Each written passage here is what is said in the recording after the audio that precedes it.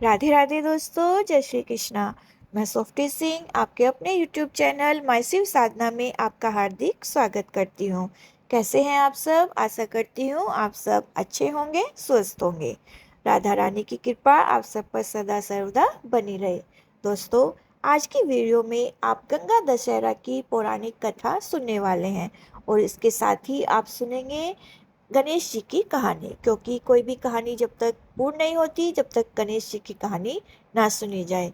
तो बहुत महत्वपूर्ण है वीडियो, पूरा जरूर देखिएगा और हाँ, वीडियो को लाइक जरूर करिए। दोस्तों, तो चलिए वीडियो शुरू करते हैं। दोस्तों, हिंदू शास्त्रों में गंगा नदी को पवित्र नदी के रूप में जाना जाता है। गंगा नदी पहले स्वर्ग में बहती थी, वह धरती पर नहीं थी। गंगा नदी को धरती पर लाने के पीछे एक पौराणिक कथा है। अयोध्या के राजा दशरथ और श्री राम जी को तो आप सब जानते हैं। उनके ही पूर्वज राजा भगीरथ ने अपने पूर्वजों के तर्पण के लिए गंगा जल की जरूरत उन्हें थी, क्योंकि उस समय गंगा जी केवल स्वर्ग में ही बहती थी। उन्हें पृथ्वी पर लाने के लिए राजा भगीरथ ने तपस्या करना शुरू किया। उन्होंने सालों तक कठोर तपस्या की, लेकिन उन्हें कोई सफलता नहीं मिली। फिर राजा भगीरथ दुखी होकर कैलाश पर्वत चले गए और उन्होंने फिर से कठोर तपस्या की, जिससे प्रसन्न होकर माँ गंगा प्रसन्न हुई और राजा से उनकी इच्छा पूछी। माँ गंगा को अपने सामने देखकर राजा भगीरथ बहुत प्रसन्न हुए और उनसे धरती पर आने के लिए आग्रह किया। भगीरथ के आग्रह पर माँ गंगा धरती पर आने के लिए राजी हो गई, लेकिन समस्या यह थी कि माँ गंगा का वेग बहुत तेज था कि वह धरती पर बहती तो आधी धरती उनके वेग से ही बह जाती। इस समस्या का समाधान केवल महादेव कर सकते थे, इसलिए राजा भगीरथ ने शिव की तपस्या करना शुरू किया। राजा भगीरथ ने शिव की घोर तपस्या की, जिससे प्रसन्न होकर भगवान शिव राजा के सामने प्रकट हुए और वर मांगने को कहा। तब राजा ने माँ गंगा को के वेग को अपनी जटाओं में बांधने का निवेदन किया। भगवान भोलेनाथ ने राजा की इच्छा स्वीकार की और ब्रह्मा जी ने अपने कमंडल से गंगा की धारा प्रवाहित की और शिव जी ने माँ गंगा को अपनी जटाओं में बांध लिया। करीब 30-32 दिनों तक माँ गंगा भगवान शिव की जटाओं में बंधी रही। फिर ज्येष्ठ मास के शुक्ल पक्ष की 10वीं तिथि को शिव जी ने अपनी जटाओं को खोला और माँ गंगा को धरती पर जाने को कहा। राजा ने माँ गंगा के पृथ्वी पर आने के लिए हिमालय की पहाड़ियों के बीच रास्ता बनाया और माँ गंगा को धरती पर आने के लिए कहा।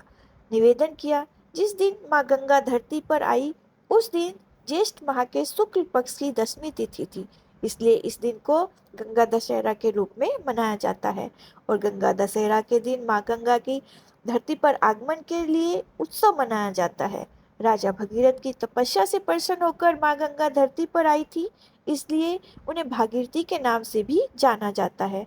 माँ गंगा के जल से स्नान करके लोग मोक्ष को प्राप्त करते हैं, इसलिए माँ गंगा को मोक्षदायिनी के नाम से भी जाना जाता है। ये थी माँ गंगा के धरती पर आने की पौराणिक कथा। तो प्रेम से बोलिए माँ गंगा की जय। तो चलिए अब हम सुनेंगे गणेश जी की कथा। एक बुढ़िया माई थी, मिट्टी के गणेश जी की पूजा करती थी।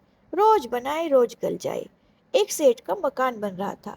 बुढ़िया बोली, मेरा पत्थर का गणेश बना दो। मिस्त्री बोले, जितने हम तेरा पत्थर का गणेश घड़ेंगे उतने में अपनी दीवार न चिनेंगे। बुढ़िया बोली, भगवान करे तुम्हारी दीवार टेढ़ी हो जाए।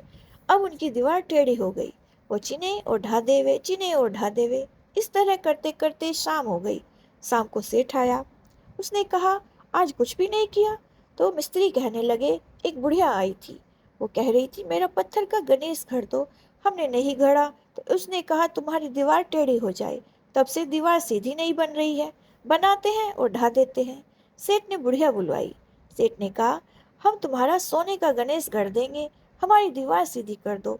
सेठ ने बुढ़िया को सोने का गणेश गढ़वा दिया। सेठ की दीवार सीधी हो गई। हे गणेश भगवान, जैसे सेठ की दीवार सीधी की वैसे सबकी करना। तो प्रेम से बोलिए गणेश भगवान की जय, माँ गंगा की जय। तो ये थी आज की कहानी।